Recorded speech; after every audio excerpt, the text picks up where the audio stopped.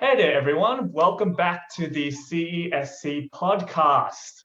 Hope you've all had a great week so far. I got myself again, Mr. Learn. We've also got, as usual, Mr. Young as well. Yep. Yeah, well, nice to be back as always. And Now, today we have this. ooh, now, as we did hear your feedback, ladies and gentlemen, there has been a lot of requests for a particular teacher to jump onto our show. Now, who exactly would that be other than Mr. Wiggs himself? Hey, Mr. Wiggs. How's it going? Good to see you. Awesome. So, what we're hoping to do today with you as our first inaugural special guest, I do want to ask you, Mr. Weeds, do you have a joke ready for us today at all? um, Always got a joke ready. The one that I heard recently that I really appreciated was when I was growing up, my parents told me I could be anything I wanted, but as it turns out, identity theft is a crime. So, wait, so you wanted to be an okay. I could What be if the, anything I wanted, but I yeah, can't steal somebody's identity, can I? Identity Ooh. theft is a crime. but what if you grew up wanting to be an identity thief? That takes it to a whole new Oh. level, right? That's what I was thinking. That's like Mulan. Oh. Yeah, okay, now we're getting existential. This is hurting my head. I didn't sign up for this. I signed up for bad jokes. I didn't sign up for existential crises. I bet you weren't expecting that when you signed up for this, huh? No, Oh but man. that's fine. We will cope. Oh man. So, just with Mr. Weeks, how about you introduce yourself to those of the students who may not have had you before? What do you teach? So arts at Cranbourne East, I teach humanities and media studies. I generally teach way more media studies than I do humanities, which that suits me. I love media studies. It's pretty much my favorite subject.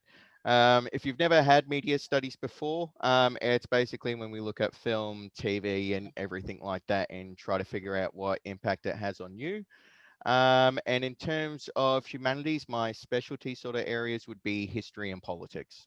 I see. Interesting. So, with that though, Mr. Weeks, I guess one of the big questions I've had for you is, what were these the subjects that you always enjoyed in high school yourself? Uh, Yeah, they were. As it turns out, my favorite subjects, I didn't really have favorite subjects until I hit VCE. I just sort of did what you know, you know what it's like. You don't really choose all your subjects until VCE. And then VCE, I chose history and I chose media studies. And yeah, they by far ended up being my favorite subjects. Easy. Um, so yeah, I've always been a film nerd. I've always been that sort of person that when I watch a movie, for me, the movie doesn't stop just because the movie stopped. I generally would then go research into the movie, see how they made it and all the backstory and stuff behind it. So yeah, then when I picked up media studies in VC, which was actually the first time I picked it up, I also sat there and went, wow, this subject was designed for me. That's So yeah. awesome because yeah, I think even when I chat to you all the time as well, Mr. Weeks, we always talk about films that we've watched, and I don't know if there really is anyone else that's like us that I would consider like actual film buffs in our school. Like Mr. Young, how about you? Do you like when you watch a film, do you like to analyze it afterwards, or do you just like enjoy it for what it was? Okay, so this is where I'm kind of like a bit like weird because most of the time I'll watch the film and then I won't really understand parts of the film. So I'll go on YouTube and then I'll actually search up like what did this mean for each film that I watch. So like let's say the Conjuring series, that's where I would like watch it and then just watch a whole film analysis of that film and then just kind of go, oh, right, I get it now. So yeah, that's me. Yeah, Look, I to be think fair, yeah. when I first saw Dunkirk, I had to watch it 3 times before I actually understood what was going on. My big mistake the first time I watched it was, for those of you who haven't seen it, and I'm trying not to just describe movies here, but it starts off with like a title card that says like, the air 6 weeks and so on and so forth. One of the things was called the mole, which if I actually knew a little bit more about this battle, I would have known that the mole was sort of like the beach. I Uh, didn't. So when it was called the Mole, I was expecting that it was referring to like a German spy hidden in the ranks. So I spent the first time I watched the movie, I spent 3/4 of the movie trying to figure out who this German spy was. And then 3/4 of the way through, one of the actors goes, "We've got to get the men off the mole." I'm going, damn it. I've watched this movie, watching it for completely and totally the wrong reasons. Okay, cool. I'm just gonna have to watch this again, and maybe next time I might know what's actually going on. So, yeah. Yeah, I I mean, totally get that. it's pretty interesting for you to instantly think of moles as in like a spy, Mr. Weeks, because I've talked to you quite a few times as well about like how Hong Kong, which is where both Mr. Young and I am from, one of the most popular genres of films is always about moles inside the police or inside like gangs, right? Like Infernal Affairs, right? Which became Departed. So Yeah. yeah, interesting that you thought And that straight away. I'm so glad I got to watch the original.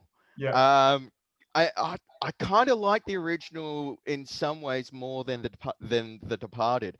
It feels a lot more honest than the Departed. yeah, Like it feels like it's got more of a direction. I do admit that the sort of cutaways are a little bit melodramatic with the slow-mo and the music sometimes, yeah. but I actually kind of enjoyed that because it was just so different, such a different experience to what I'm used to, that I was like, hey, this is different, and I was just like really enjoyed that. But I also found a lot of the scenes in the original to be way more intense. Mm. Especially the arms deal that happens. I thought that the original did that way better than The Departed. So Mhm. yeah, it was really cool to see that. Yeah, yeah, and there's also an actor in the film also by the name of Tony Leung as well.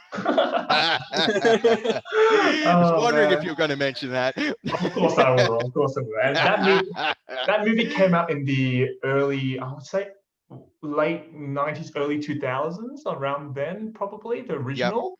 So, I mean, that was when I was probably in high school-ish era. So, whilst we're on the topic again on high school, Mr. Weeks, I was wondering that this long hair that you have you always had it since high school? Like, did your high school allow? What's your high school's uniform policy like?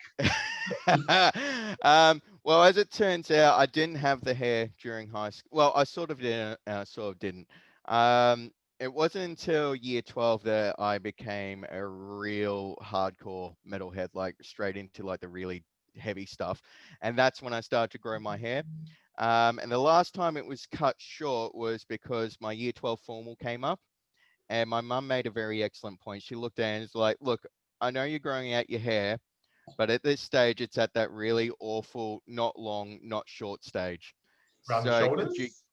yeah, actually just above my chin. Yeah. Yeah, it was at that really horrible stage. And she's like, look, I know if I ever tell you to cut your hair, you're going to, scream and go, what? You don't know who I am.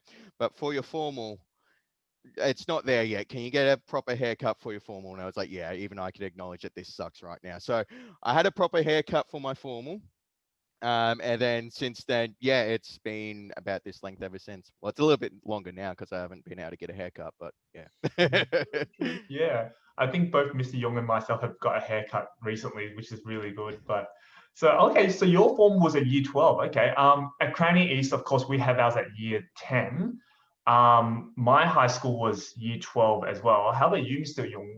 Like, when was your formal? Did you have formal back then for your We school? had like multiple formals. So like we had a year 10 deb, then year 11 and 12 formal. So yeah, they like Mm, really made the whole like dancing part mm, tradition for my mm. school. Okay. Yeah, my school, we were the only school in my area which didn't allow us to invite students from other schools. What about you two? Were you allowed to invite students from other schools? I don't think so. I was at two different high schools. I did my 7 to 10 at Glen Eagles and my 11 Mm, and 12 at Dandy High. So there was sort of a formal at year 10, which was a graduation sort of thing, but I mean, it wasn't really that formal. It was held in the school gym, so it wasn't like, mm, super nice or anything like that. I think you could take other people to the, I think I could to the year 10 one, but I'm pretty certain for the Dandy High one, no, it was just school community. And I think family was allowed, Okay. but I'm not sure. Look, Hmm. my old man was the assistant principal of Dandy High at that point in time, so maybe that's why I remember family being there. So whatever. True, true, true. How about you, Mr. Young? Oh, I think for year 10 and 11, we weren't allowed to have any students from other schools join. But for year 12, I think they made that exception because it was that final year. Don't really remember too much though. But I Yeah. do remember that in Deb, like everyone had to pair up in school and then Okay. like sign up as a couple. Yeah, yeah, yeah. And of course, unfortunately, this year our year 10s didn't have a chance to do the formal this year due to COVID. But last year I ran last year's one with our year 10s and we had an amazing time. I remember what I remember was that teachers were dancing more than the students for sure. It was like Giorgio, myself. I remember Mr. Porter had just had these weird ass moves, but it was so good. Porter's a champion. I've seen him dance at so many different formals, and man, he smokes most people. He's awesome. I was the best at all the cringy dances. I was like, you guys think you know Fortnite dances? Watch out for Orange Justice. You had the boss. Oh, it was so good. Making this kids Actually, cringe. somebody else who's got some surprisingly decent moves is Mr. Chamberlain. Really? Yeah, Really? he can. Given the right circumstance, he can totally bust a move. Might be a huge shock. I can't, but Chamberlain can. Oh, okay. Because I went to his wedding, and of course it was slow dance. It was like party a little Yeah. bit, but yeah, nothing to the crazy sort. Would you consider yourself a good dancer, Mr. Young? Look, if you give me a good ABBA tune, I will dance. Hey, good choice. Good choice. Like Dancing Oh, Queen, that's always like the way to get me onto the dance floor. okay. Yeah. Look, to be fair, I don't think it's possible to hate ABBA. All of their songs were designed to get like buried into your head for the next 6 weeks after just hearing like 3 notes. And Yeah. that's exactly what all of their songs do. They're Oh. just insane earworms that just get stuck in your head. So, I mean, you can't hate them because that's exactly what they set out to do. Yeah, I mean, Exactly. definitely. ABBA's like one of those bands that they're definitely good enough that they were able to get the songs and make it into musical, like Mamma Mia, for example. Like, I wouldn't say that all bands can do that, but they're one of the few for sure, easily. Yeah, sure. I'd like to see a Metallica musical. Maybe you should write it, Mr. Weeks. I'm good. Uh, So, Mr. Wiggs, you did say how your old man was the assistant principal at Dandy, and he was also the first principal at our school. Did that play into a factor in terms of you choosing to become a teacher, would you say? Um, I guess sort of. It's if you look at basically my dad's side of the family, all of them are teachers. Oh, My dad's brother actually wrote one of the Jacaranda humanities textbooks, and stuff like that. My mum did the family tree, and apparently at some point in time, somebody in our family line was head of education for Victoria. wow. So it's just sort of always been in, well, at least my dad's side of the family. And I never really considered teaching, but then when I was at uni, there was an extra program for extra credit where we had to teach a group of year 9 kids how to do a speech. And I was like, hey, that sounds like easy credits. Okay, cool, I can do that. So I signed up for that, and honestly, within 15 minutes of doing that, I've sort of gone, ah, yeah, okay, I'm another Wiggs teacher. That's fine. It's in the blood. It's in your blood. Yeah, it was just one of those things. At the moment I've done it, everything just sort of clicked and went, yeah, okay, I was teaching is a thing for me. That's fine. How about you, Mr. Young? What made you want to become a teacher? Oh, okay. So like I had a lot of awesome teachers during my high school years, so that always a plus for me. Always got along with them. Then I also just kind of went into uni as well, and it wasn't credit points, but like I felt a lot of satisfaction just helping my friends Mm, during our degree, just trying to learn things together. So out of that and like just genuinely liking the experience of teaching with mm, friends, just kind of just clicked for me to just become a teacher anyway. So based on that, Mr. Wiggs, would you also say that you had good relationship with a lot of your high school teachers, or not so much? Depends on the teacher and their sense of humor. um, Even when I was, especially during VCE, I was always telling really, really bad jokes.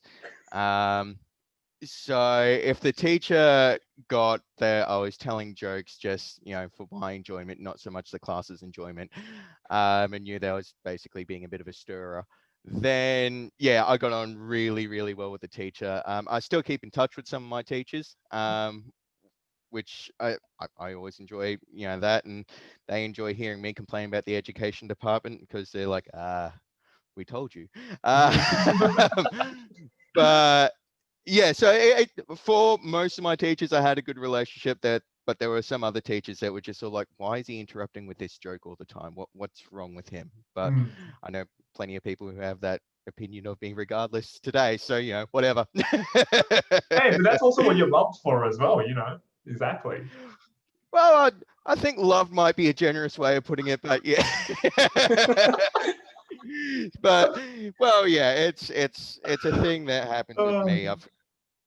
Somebody once told me that I have comic reflex, which means that my mouth moves faster than my brain. Yeah. The only tragic part is that I'm not actually funny. Uh, so yeah, fair cop. I think there's a reason why I'm still teaching at Cranbourne East and stuff, perhaps being a comedian, right? Oh yeah, I mean, like for me as well, it's kind of like I think back of like why I enjoy films, and it kind of ties in with my favorite teacher and how I ended up wanting to become a teacher as well. So it's like, because for me, there was no way my Asian parents were ever gonna let me do media, full stop. There was no way, right? It was like the sciences, the mathematics. The closest I got was actually I chose English literature. So lit was my choice of English, and the text and the films that we studied, I really enjoyed. I remember, Mao's Last Dancer was one of them. Ooh. It wasn't a film yet, but the book had just come out. Okay, fair And the enough. film was about to come out. But in terms of movies, Grave of the Fireflies by Studio Ghibli, of course. So Yeah. that was something that we analyzed. And so, yeah, it just really sparked my passion in terms of like analyzing films. Like, because I had a friend that I used to study with in year 12, and I was like, hey, dude, I saw this new Japanese film. This was another Japanese film called Departures, which won Best Foreign Film at the Oscars. I was like, hey, dude, let's watch this film and let's analyze it. He's like, dude, we just finished our year 12 exams. Why don't we just like watch the movie and just enjoy it? Why do you want to analyze it? I'm like, but dude, I've watched it once and there's so many things I want to talk about. And like, I guess I didn't realize it then, but that's when I started my love for films. Yeah. Yeah, I have similar sort of experiences with me when I go watch movies with my mates. Yeah. Some of my mates, like my best mate, it's actually kind of funny. We both love movies in sort of the same way, but we always have opposite tastes, which is why we love watching movies together. Because if we go see something and I think it's amazing, he 9 times out of 10 will say, well, that was awful. And Yeah. then for the next 3 hours, we're arguing with each other about why the movie sucked or why it was awesome. Um, and yeah, that also has led to sometimes when like the new Blade Runner came out, Yeah. the rest of our mates were like, okay, you two can go see that.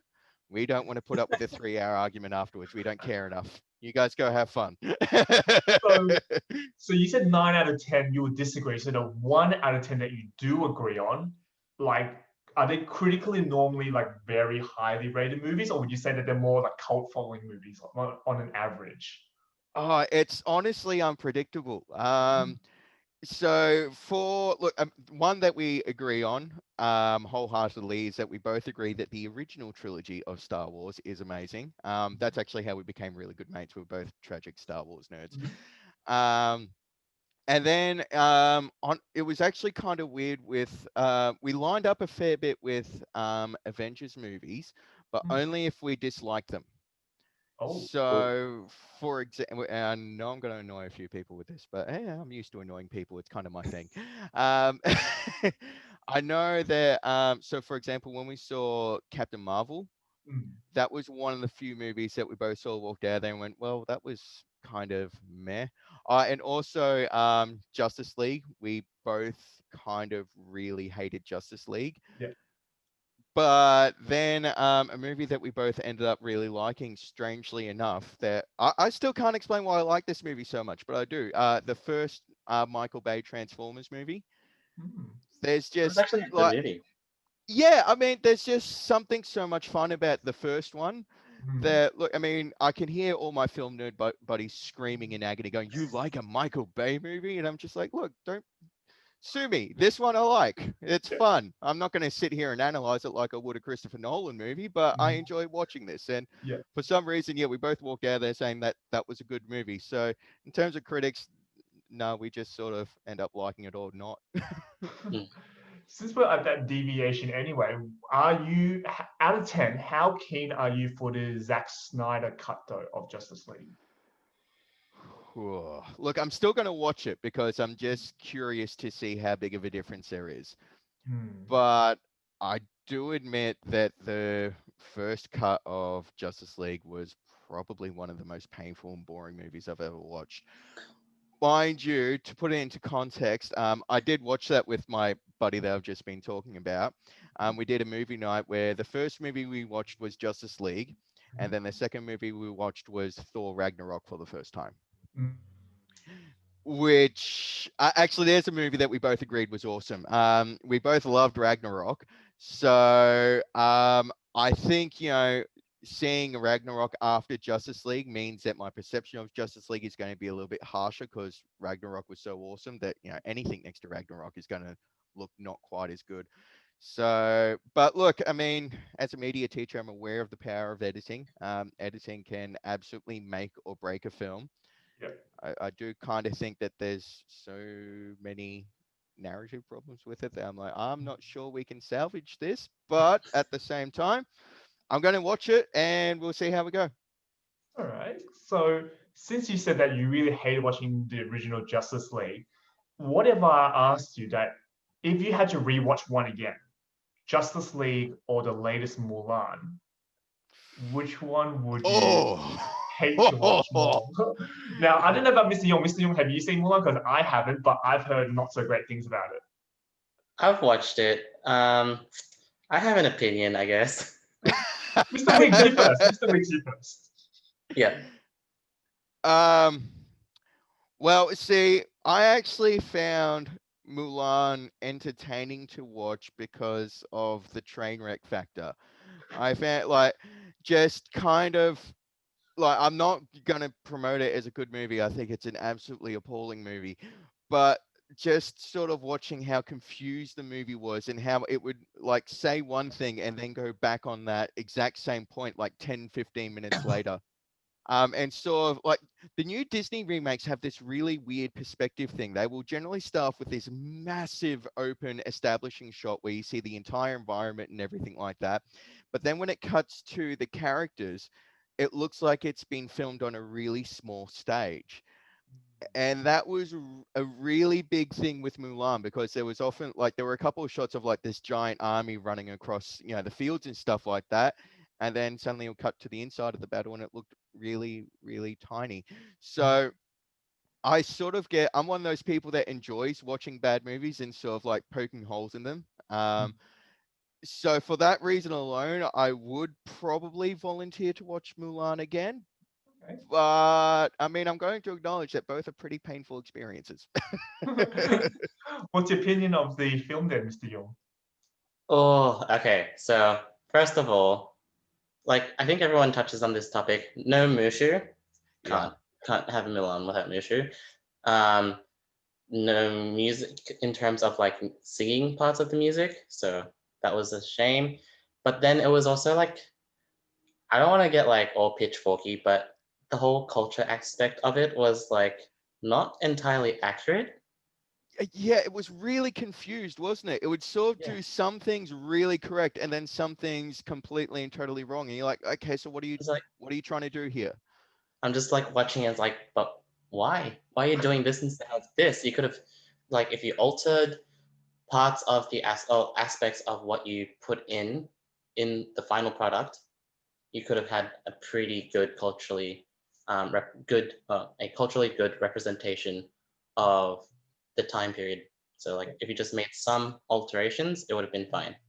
But yeah, so it was really just me watching, and I was like, I like the movie for parts of the action, like the Yeah. fighting scenes and all that. That's fine. In terms of relevance to culture or storyline, not not the not something I'm the most happy with. But it's like if it's on a TV, I'm not gonna say I'm not watching it and flick to like the news channel. I'll just watch Fair it. enough. Okay. Yeah, and actually going off what you said there, like, I mean, so they were going for the realism, so that's why they didn't have Mushu, but then they have a giant CGI phoenix.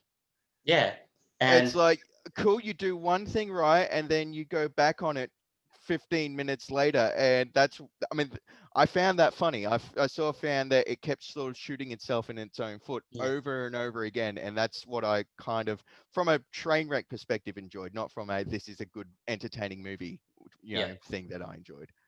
And then they also included a witch.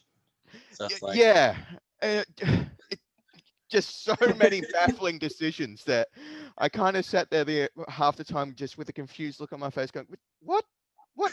Just and that Maybe entertains me. maybe at this, I just realized something. Maybe at the start of this video, I'll put a little disclaimer to be like, slight Mulan spoilers. Not too much, but slight, just in case for those of you. I'll put that in the description, don't worry. But Probably not a speaking bad of, idea. yeah, but speaking of like films and like, I guess, in terms of, I guess, since we're talking about Asian culture films, do you have any particular films or TV shows that you recommend, Mr. Wiggs, that you think might represent the Asian culture from your perspective really well, potentially? Listen, I would not like to speak on behalf of the Asian culture because, look, I mean, my background, I grew up in Dandenong, and now I teach in Cranbourne. Yeah. So yeah, not much Asian heritage going on there. And actually, when I was at university, I studied French film. Oh, So yeah, not much really. I don't have much reference to go on. However, that being said, my favorite show that I've discovered this year, and I need to give credit to my Year 12 class for pointing this out to me, was Avatar: The Last Airbender. I was waiting for that. Um, There we go. yeah, look, they basically what happened is that half the students came in just like raging about the Netflix remake that they're working on, because the original creators have left because they don't agree with where the show's going. And it was a sort of rage that I only see really happen with Star Wars nerds speaking as a Star Wars nerd. Mm. So I was like, look, okay, I should figure, since all my kids love this movie, well, this show, I should check it out. They Of the definitely don't love movie. it. We shall not speak of the Yeah. movie. That's another train wreck movie, but yeah. But yeah, they love the show that much. I was like, okay, look, I'll watch a few episodes of it just so I know what they're talking about and relate to the students a little bit. So I sat down to watch the first 3 episodes, and then about 3 weeks later, I had watched the entire thing, every season of it, and loved every second of it. It really is a masterclass of writing. The relationships between all the characters themselves, the growth of all the characters, and all that, just absolutely fantastic. And actually, last night, I finished watching the first season of Korra, Mm. which I know a lot of people don't like regard Korra that highly, and I've heard that after the first season it sort of tails off. But Mm. I actually thought that the first season of Korra easily holds up to the rest of Avatar. So something I could definitely recommend is Avatar: The Last Airbender. And at the very least, the first season of Korra. And if you want to see one of the worst movies known to mankind, like honestly, it is easily up there within my top 5 worst movies ever. The last Airbender movie made by M. Night Shyamalan was just So, an unmitigated train wreck. It so was so. I heard it was bad, and when I went to watch it, I thought it was just going to be bad from like a fan perspective. yeah, Like I thought it was just fanboy rage of, oh my god, they made this person's robe blue instead of green. What is this? So I thought it was that sort of fanboy yeah. rage, and there's elements of that, but it's also, holy mother of God, awful. So it's not just the fanboy rage; it's just such an unbelievable train wreck. So, last Airbender film, Justice League. Oh, Last Airbender's worse. Oh wow, there you go, there Really, you no go. The question. man has said. The man has But said. then would you watch it for being like the worst though? Because you were saying before that you liked going in to rewatch things knowing how bad it is. Well, actually, yeah, I don't know if I would rewatch The Last Airbender though, because like the biggest what oh geez, the biggest problem. God, where do we start the script? The everything. But one of the major problems with The Last Airbender is that they tried to do like a 20 episode TV show in 90-ish minutes. I think it may be, well, look, it felt like 17 hours when I watched it, but yeah. Which meant that it just made no sense. Justice League at least made sense. Yeah. The Last Airbender only makes sense if you've seen the show and you realize which episode they're referring to every 14 seconds. And you're just like, cool, if I hadn't seen the show, I wouldn't have an earthly clue what was going on right now. Do you have any recommended shows for this week, Mr. York? Oh, okay. So in like anticipation of gym's reopening, it's kind of unrelated to Avatar. There's a TV show called Weightlifting Fairy Kim Bok-joo. Ah, yep, Korean It's drama. basically like this Korean drama where we go into this school life of or university school life of a certain main character, and her name's Kim Bok-joo, and she's just trying to deal with daily school life as a weightlifter as well. So it's kind of like one of those movies where Korean dramas have like two general genres where it's like serious and romantic, or it's like light and just for the sake of being funny. And Kim Bok-joo is like, I think more of the light and being funny aspect. So it's just like a really good laugh to join in on, I reckon. Is it on Netflix? Yeah, it's on Netflix right now. I think it's been on it for a while. Okay. But yeah, that would be my go-to watch, I think. All right. How about you, Mr. L? Well, I do have an Asian-related film as well, but this one is actually just came out on Netflix, and I'm a little bit torn about it. I think I want to get people to watch it to kind of get a feel of it. I'll explain why I'm a little bit torn. So it's a new movie that came out on Netflix called Over the Moon. It's an animated film and it's spoken in English. Yep. So Mr. Weiss, so I think you've seen it. It's like it's top. I haven't trending seen right it, now. but I've heard a lot about it. Yeah. So I mean, I've seen positive reviews about it for sure, and the voice acting, don't get me wrong, voice acting is amazing. You know, some of the people from Hamilton, for example, Philippa Sue, she's one of the characters and so on. But for me, my issue was the middle of the film. It's like, I love the beginning. I love the end because of, they were explaining about the Chinese Mid-Autumn Festival, which is, there's like lanterns, there's moon cakes, and you hear the story about the whole festival and what it's about. And it's a pretty big celebration for us Chinese people. It's like, I would say like second behind Chinese New Year. And then the middle of the film happens where I won't go into spoilers, right? But of course, there's the supernatural aspects, right? You can see in trailers, of course, there's the supernatural aspects. And let's just say I didn't really understand why they went with that art choice for the supernatural aspect. So what I mean by that, it's kind of like, if I was to ask you, Mr. Wiggs, right?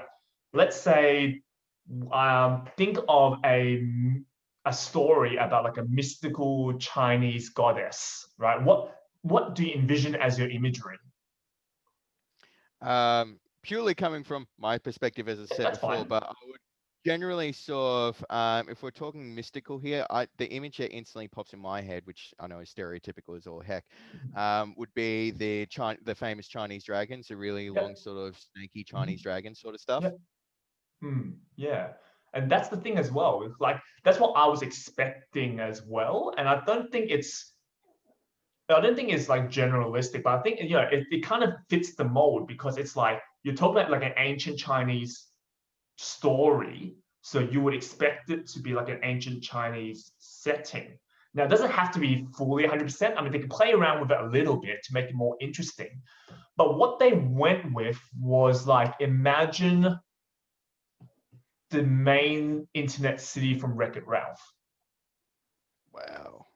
Right. Like That's a left turn. colorful, like, yeah, like you're very like bright colored, electrical type of city.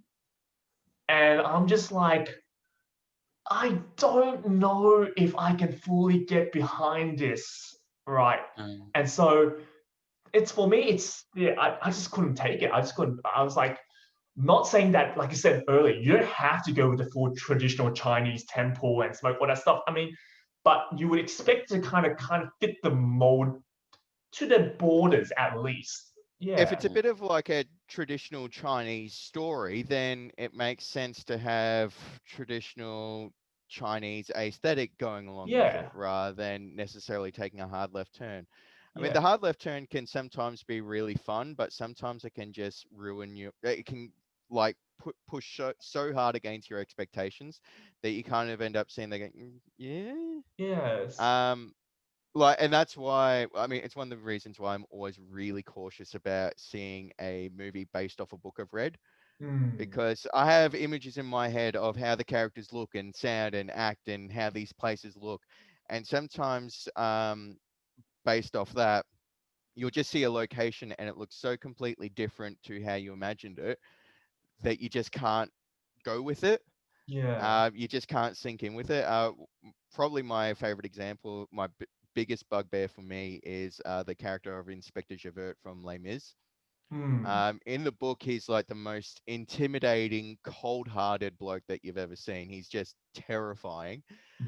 So whenever I hear about a new version of Les Mis, the first thing I do is, all right, let me have a look at Javert. And if I can look at the actor of who's playing Javert and not be terrified just from looking at him, I'm like, nope, not interested. I need to look at Javert and instantly feel like I've done something wrong, like I'm a criminal somehow, even though all I'm doing is sitting here on the couch. And if I don't get that sense, it's like, nah, I'm out. The aesthetic ain't working for me here, buddy. Awesome. Okay. Yeah, true. Book adaptations are always dangerous. Like I keep hearing people Oh, talk to yeah. me about Dune, for example, and there's the new one coming out. Oh, So man, I'm so worried about that. yeah, I think I need to read the book, but yeah. Oh, definitely. Look, I mean, the book is amazing. I highly, highly recommend anybody read the book Dune.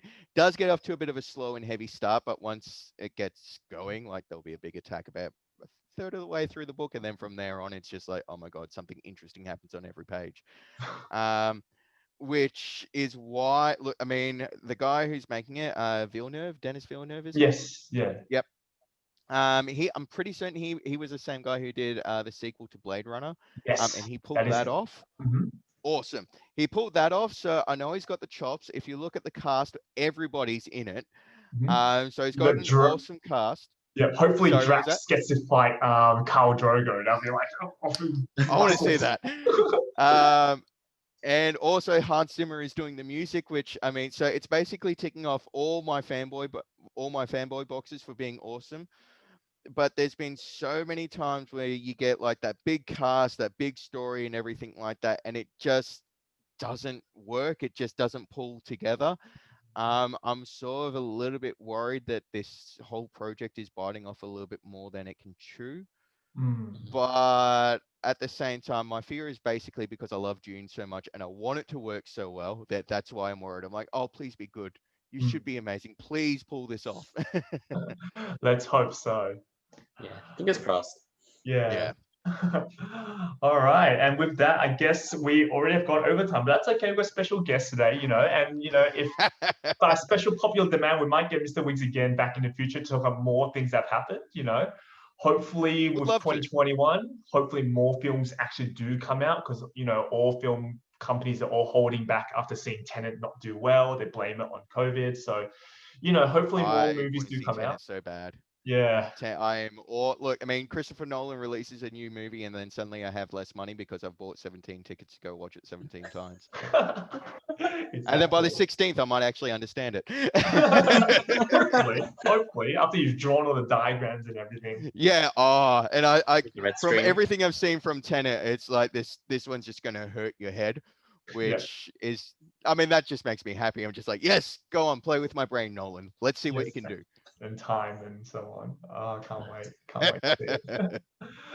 Well, thank you for your time again today, Mr. Weeks, taking some time out of your day today. I know the kids would definitely appreciate it. And so students, if you do see Mr. Weeks around, you can talk to him about the best things you can always ask him is think of 2 really bad movies or 2 really good movies and ask him to choose between which one. And you guys can go on debates for ages. Yes. Yeah, and you're going to hurt my head in the process. But at the same time, I do love those conversations. So bring it on. Let's go. Awesome. All right. Awesome. And with that, we'll call it a day for episode 3 and be on the lookout for more special guests in the future. We're always taking suggestions. And for example, that's why we've got Mr. Weeks today. So thank you once again, Mr. Weeks. Thank you for having me. I had a lot of fun. Awesome. Awesome. All right. We'll catch you all next week. Thanks. Bye. Bye.